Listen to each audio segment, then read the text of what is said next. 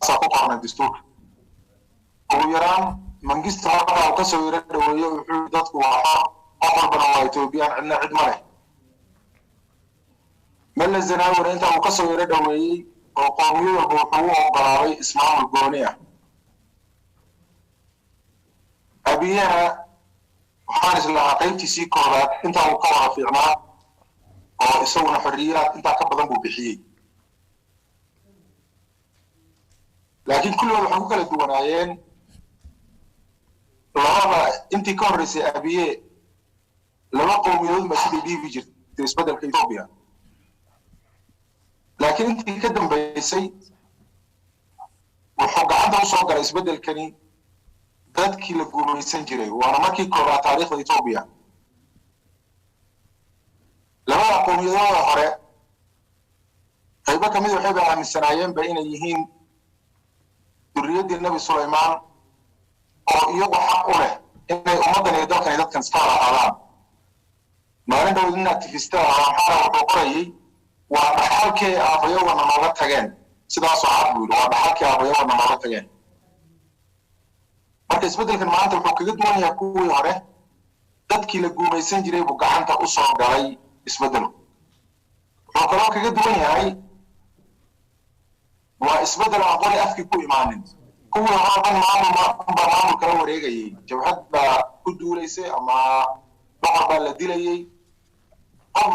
cid wax maamulaysa cid kale wax ka qaadanaysay laakiin tan shacab yaa hawshii la wareegay marka kacban shacab ay ku timid sidaa darteed way ka macna duwan tahay marka isbedelkan marka la fiiriyo kuwa hore dhan waa loo bedelan yahay taas marka waxay nagelinaysaa ummadahani daciifka ah ee inaga iyo afarta iyo oromada iyo benishanguulka iyo dhabuubka iyo ummadihi nooca ahaa taje maanta waxay leeyihiin ka fiican rajihii hore marka waxaan rabaa dadkiina Soomaalida habka hore u fakari jirtay inay wax iska bedeshaan يعني تاريخ غير محافظ صيا وحاولي يتوبي وحكم صوص عليه نجدة ما يتوبي وحكم صوص على إما حكم صوص على وحدلين ودتك معمول الجري بحلك وحكم صوري بس أنا درت بحن عصام على إن النيدي إن أشك كان ماشي أنا على رقم كاريت يقول بعد ما ذا قاطع أنا دوست عليه وحاول يعني استبدلنا عشان ما يوم صومالي ودور تاني بكل حي صومالي وقومية كلية كل سداد بقول سدادني تضادي ما أنتي هار وملك خبصة إلى ما أنت دقائق كوجرتي يقولون وضعك يسكع بنت قومية أنا نقدم بيين حاولنا واحد نرفع حد هل عندهم حد الإريتريين يوم ما شيء بس اسمين إنه لكن تاريخ على صوب الله حاولنا يا حد الله سنة قارما الله سنة بركة أول لفه شيء قشي يا لا صار وطن كامو حلقة عاية هيبة أنت قدم بس وعندنا هنا سعاد عبد الله حسن 19 كي كن صار بقى هذه يمد كل شيء اللي ثاني يا أفرتي كعام كي عام كل شيء 77 كي وكل شيء أنا في مركان أفريقيا عشان كي بحري أنت صرت وحنا قومية الكريئة ما أنت قصة ورابة إنها قومية هالجن اسم الدلدان إسكعابين قوميسيدين نصيب در قومية ده السبك مركز وقول لجار يوم من أول ويدا صراحة ما كانت تكرار على كير هاي من قصة الردة هي من دوانكي هي دلبك كشريان جبهته تجعلها هي لندن ولا جت تيجي سوماليا ما كان أول بجرتي أو هاي أو هذا ولا نقوم صادرين marka galbeedku waxaan moodaa inay dhaqan ka dhigteen in dadka Soomaaliyeed laga reebo had iyo jeer Itoobiyaanimada lama fasaxo oo lama yiraahdo xorbaatihi lamana siiyo waxa xaq u lahaayeen marka waxaan leeyahay galbeedku siisay noogu taagan baa xaqeena ku waayi jirnay tan laakiin maanta taagan maxaa ku weynay ilaa maanta isbedel baynu joognaa oo runtii marxaladan abiye sidii la doonaa hadda loo leexiyo laakiin wax shucuub keenan oo kaceen oo la halgamay oo dulmidiidiyo iyo wax badan qori iyo qalin baynu isku darnay ahayd haddana maanta dadkii halganku weli waxay ku shaabadaysan yihiin bal waxaa loo raadinayaa in la yidhaahdo yani aynan maanta xaq malahayn marka soo ururiyo waxaana uu ku soo urursano jaga hiblaayaa laydin siiyey maalinta hore marka reer galbeedku hadday naga reebeen maanta maxaa naga reebay inaan xaqanagii oo kaamila helo xuquuqdanadii Itoobiya dhexdoodan ka helo waxaa naga reebay halgan xumada waxaan jeedaa hogaamin xumida soddonkii sano ay TPLF joogtay waxay soo saartay waxaan u bixinay siyaasiga maran dad maran oo ka fakaraya kursigayga iyo calooshayda yaa noo samaysmay hogaankii noo haya ana marka hadda waxaan islahaa isbedelkan abiye cid kor nooga soo duushay oo xaqanay noo diiday ma jirto laakiin cid raadsataan jirin ragii meesha yimid waxay ahaayeen ragii ku soo koray iyo haye iyo ishi iyo maxaa yeelaa dad qowmiyad matala oo ummad matala maynan ahayn ilaa haddana maaha marka maanta saasaynu wax ku weyne baan leeyahay ama waxaynu ku nusqaano waxaan u imaanayaa hadda axsaabta mucaaradka ee maanta matalayno maxay rabaan ama maxay rabaan inay soo kordhiyaan waxaan rabaa inaan soo celino siyaasigii dadkan matalayay shalay 91kiina laga reebay maantana xaqoodii laga reebay in aan annagii noqono oon dhahno war haddaan qori iyo dagaal inaan Itoobiya kaga go'ono aanan ilaa hadda ku guulaysanin waxaan ku guulaysan karaa inaan xaqanagii helo oo si dastuurka aan helo oon taamiiska ku garaacno oon ka diidno in la reebo waxaanu ka bilownay waxaan ku magacaabnay axdi deegaameed baa qornay oo ilaa 12 qodob oo qeexaya annaga maxaan nahay luqadanada diintayada xuduudahanaga xaqanaga siyaasadeed khayraadkanaga iyo dhaqaalaha deegaankanaga amniganaga bulshadayada iyo heshiisiintooda iyo sida ay noqonayso waxaa u baahan ku qeexnay ahad qarameedka waxaan ugu talagalay mucaarad iyo muxaafid bayna isla qaadan illa marka xaq raadinayso inaad xisbiku waxba ku helaysid waxaad wax ku helay aragti qowmiyadeed oo la qowmiyad Soomaaliyeed hadda maanta qowmiyad walba hab qowmiyadeed u socotaa iyo mucaarad iyo muxaafid bale amxaara wax ku raadsanaysaa afar oromo tigray walba laakiin mabaadi'da isku waafaqsan yihiin hoosteeday wuxuu xisaabt ku kala duwan yihiin waxaa marka ugu talagalay inuu noqdo ahdi deegaamaadkaasi mid mucaarad iyo muxaafid ba aan wada qaadno oday dhaqan iyo qurba joog dumar iyo dhalinyaro intaaba aan noqono waxaan wada qaadano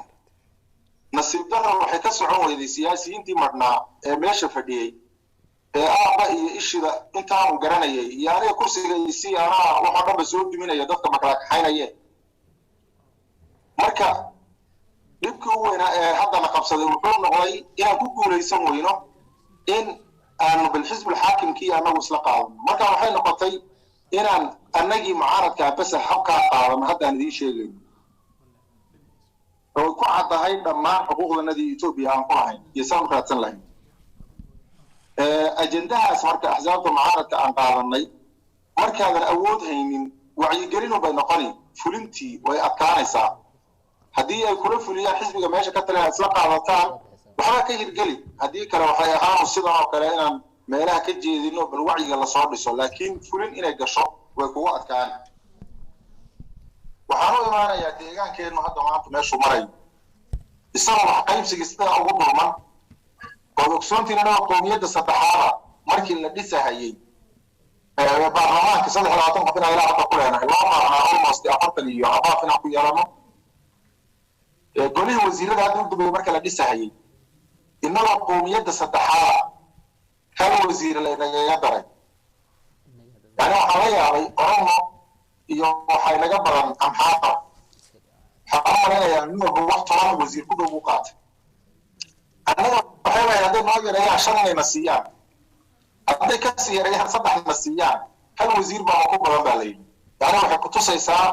sida aanan wax macna uga samaynaynin deegaankaas waxaan idinku kordhinayaa macluumaadka dakhliga u badan Itoobiya xagee ka soo galaa wuxuu ka soo galaa maxay ahayd albaabada cashuura bixinta ee xuduudda ku teedsan markaad ka soo bilowdo mooyaale xaggana ilaa Shiniile yani lacagta u badan ee cashuura Ethiopia soo gashay waxay ka soo gashaa inaga checkpointyada customka cashuuraha ee deegaankeena halka baa la indhiyo noo waxaan aqrinayay sanadkii inay ka soo xarooto 200 bilyan oo bir ilahaas dhaqaalaha ee lacagta cashuuraha lagu qaado Ethiopia soo gashay innaga sanadkii hadda ugu budget banaan maraya kii u dambeeyay waa 20 bilyan bas aan lahayn yani 180 bilyan oo bir baa ina martay oo 20 bilyan la naga siiyay marka waxaan rabaa inaan idin tuso waxaan ku dulmanahay ma aha siyaasadii iyo xaq inaan hele xataa nolosha caadiga ahayd wajaala markaa tagto gabadha waxaad arkaysaa laleeyahay laba diracood ka qabtaay mid bixi mid baa cusub ku qaynaysaa xabada gabadha caanaha ay wadato dhig saasa loo dhaqmaayo 200 bilyan oo ina maraysaa iska dhaaf inay ka hadlaan kuwa meesha joogayaa ku sii giijinaya siyaasigii marnaa marka waxaan rabaa inaan dhaho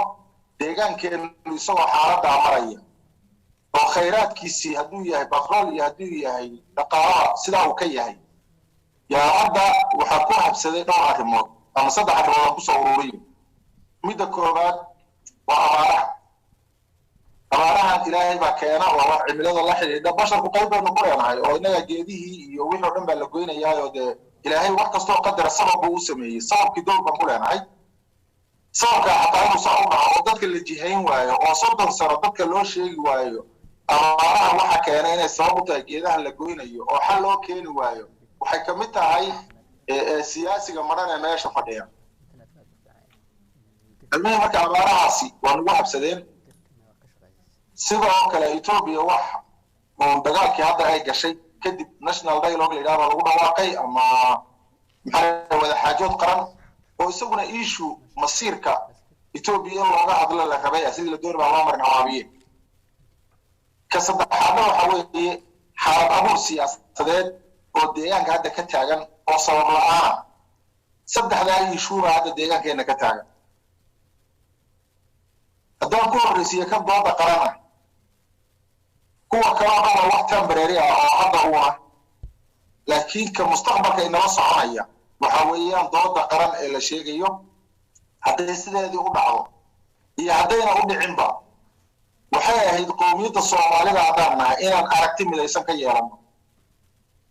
oo ajendaha lala tagayo muxaafid iyo mucaarad baan ka midaysanahay afka la dirayo aan ka midaysanahay intii midna ma dhicin nimankii siyaasiyiintii marnaa meesha fadhiyay qofkii iyaga qoray ajendihiina wuu diiday waxba nala wadaagaan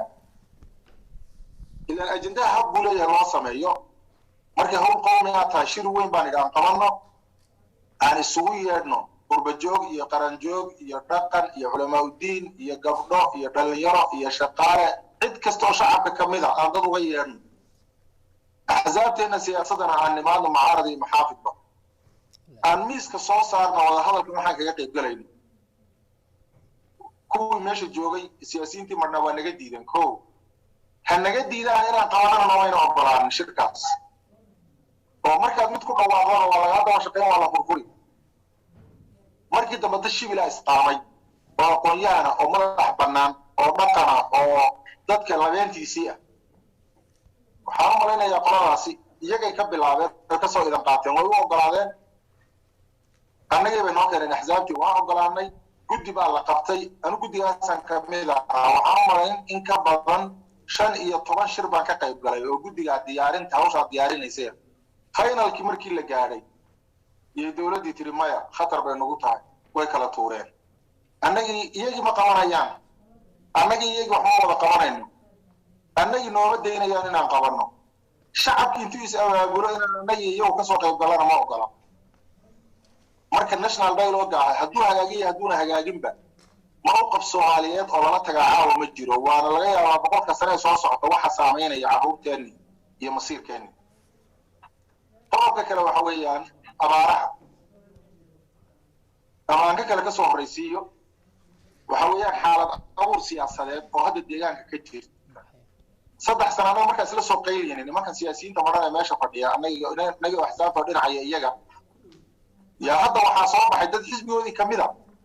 oo yidhi waxa looma adkaysan karo haddii national dialogue iyo dantii qaran aydan waxba ka dhahaynin dadkiina aydan u daynayn haddii qofkii hadlada afka kaga boodaysaan haddaydan abaarihi wax ka qabanayn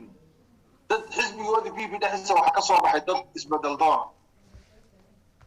dadka annagu waxaan u arkaynay intii dabiiciga ahayd inay sameeyeen oo miidiyahan ka hadleen wax kale mayna qabanin jawaabtii xukuumaddu waxay noqotay qof walba in habeen gurigiisa loogu dhaco qabaalkii in la soo celiyo waktigii cabdi maxamed cumar habeen barkii dadka guryaha loogu dhaco caruurihii iyo islaamihii la cabsiiyo qofkii waaran aan meel la jirin loo soo gooyo kala rabana sabab laga soo afduubo jawaabtaasay noqotay maanta waxaan u malaynayaa dadka dhalinyarada ee xidhxidhan anigu waxaan u malaynayaa muddo hadda 20 beri laga joogo 200 ka badan bay marayeen sabab la'aan midba magac baa loo bixini hadda dhalinyarada yarka waxaa lagu xidhxidhayaa wax la yidhaahdo jeri group oon jirin hadda maxaa yeelay waxaa la leeyahay armu waxaan mudaaharaad isu bedelaa oo arrintu dhib noqota markaasaa la yidhi wixii dhalinyarada la dhowritoon jira baa hala xidho siyaasiyiintii hawsha ku dhawaaqayna iyagana intoodii badnay waa la xidhay inna waaran baa loo soo geeyey oo lagu daba jiraa xaaladaasi waxay abuurtay xaalad amni oon hadda ka hor deegaankeena ka jirin waxay abuurtay cabsigelin waxay abuurtay fawda waxay abuurtay gaari qabaale iyo nin amni oo saaran iyo qof la caydsanayo ishugaasna waa ishuga hadda yaala saddexdii sano nabadda kusoo jirin aan ka yaabanahay hadda inay gacantooda ku burburiyaan iyadoo ummadda awalba kasii xanaaqsanay doorashadii hortooda lagu booro iyo doonistoodii lagu ciyaaray oo iska aamustay ummaddu anagu madax kow ka nahay axsaabta ee nidhi war nabadeennanu balaan ilaashanay aan dayno haddana in loogu daro xaaladii cabdi maxamed cumar waa nasiib darro maanta dadka haysata oo siyaasiga madhan uu gacanta ku hayo ta ugu dambaysa waxa weeyaan saddexaad waa abaaruhu hadday yimaadeen waxay u baahnaayeen daweyn iyo in wax laga qabto waan ogsoonahay 200 milyan ee bir ee loogu talagalay inay doorashadii xaaraanta kaga galeen taa iyaga cadeeyay oo waad aragteen baan u malaynayaa kelibta ninka wasiir ku-xigeenka ee musiibooyinka ninka qaabishana uu leeyahay xisbiga naga qaato doorasho ku galay waa 200 milyan ee leeyahay waraabaraha soo socday bal meel u sii dhigno iyo doorasho kaga galeen iska dhaaf waxay u soo wadaan maanta marka doorashadii xooluhu way dhamaadeen lagama wada hadlayo doorashadii way dhamaadeen lagama wada hadlayaan u jeedaa xooluhu way dhamaadeen dadkii baa hadda dhamaanay marka waxaan meel waxay maraysaa abaaruhu aan hadda lagu halayn karin gruubkaas gurmadin meel walba laga sameeyo ay tahay kii aad fiican baa ka dhacay sheekh Umar iyo wafdiyo wata ay tagay sheekh Shibi iyo kala ku maqan lacag badan bay geeyeen kuwa kala maanta ay baxayaan qayb iyaguna Mareykanka ka soo baxeen dad badan baa hadda amarin bari ku soo wajahan yihiin shacabkii guduhu waa kacay iyagu laakiin dhinacoodii degmada Allah la shaqo waxay ku leedahay waxna ma soo gaarin saddexda xaalada deegaankeena haysta waxayna u baahan yihiin saddexda xaalaba dadkiina dibadda jooga wana si dhab ah loo taamulo oo noqonin un fadhi maalin axad la isugu yimaado ay noqoto si dhab ah nin walba waxa shaqeeda haysato inaad wax ka bixiso oo dadkii loo gurmado degmooyinka barkood dadkoodu ama dibadaha loo jiray waxa loo gurmaday degmooyinka barkoodna cid u gurmatay ma jiro xataa dadkii gurmanaya waxaan ogaanay in badan oo kamid ah inay degmooyinkoodu xoog ka saaraan dad baa mesela gobolka Faafan oo kale degmooyinkiisa abaar badan kama jiraan aad u yiriin wax abaar ka jirto haddii markaan degmooyinka hadday abaar ka jirin waa iska fadhinaya ee afdheer waa inaad u gurmato oo daawo u gurmato oo u gurmato meesha ka fogtaa insha Allah taala waxaan ku soo gabagabaynayaa waxaan u baahanahay dadkeena deegaanka ka yimid ee caafimaadka qaba in maanta laga bilaabo meel walba kor loo hadlo waa gabagabadii aan ku soo codsiga Canada dad maanta fadhi ku qabateen waa in Ingiriiska lagu qabto waa in Europe lagu qabto waa in South Africa lagu qabto waa in Nairobi sidaanaba aamus maanta ma jiro maxaa yeelay Ethiopia marxaladan hadda wada hadalka la sheegayo cid aan kor u hadlin waxba ma helayso maanta qowmiyadihii naga wada yaryaraa yaa maanta naga chance fiican sidaa darteed qodobka waan ku baaqayaa meel walba oo la joogo hadda maxal magaalada iga soo wacaysaan waa in magaalooyinka kale oo dhan sidan oo kale loo hadlo oo dadka la gaarsiiyo wacyigelin xaaladda marayna oo xaqeena cod qoraan ku raadsano ta kalena waxa weeyaan madal ummadda oo dhan ay xubin ka tahay oo axsaabta u xidhnayn oo madal siyaasadeeda inaan abuurno oo la yidhaahdo masalan madasha isbedel doonka deegaanka Soomaalida oo qofkii aktifistaha ahaa iyo qofkii qalinka lahaa ee caanka ahaa iyo qofkii xisbiga ahaa iyo qofkii barashar groupka ahaa kulli laga wada qayb qaadan karo marka saddexaas ku soo ururin lahaa gurmad degdeg ah oo abaaraha inaad samaysaa in la badiyo kor in loo hadlo oo meel walba shir lagu qabto ta saddexaadna waxa weeyaan madal in la abuuro dadka oo dhan ay ku jiraan dibadda iyo gudaba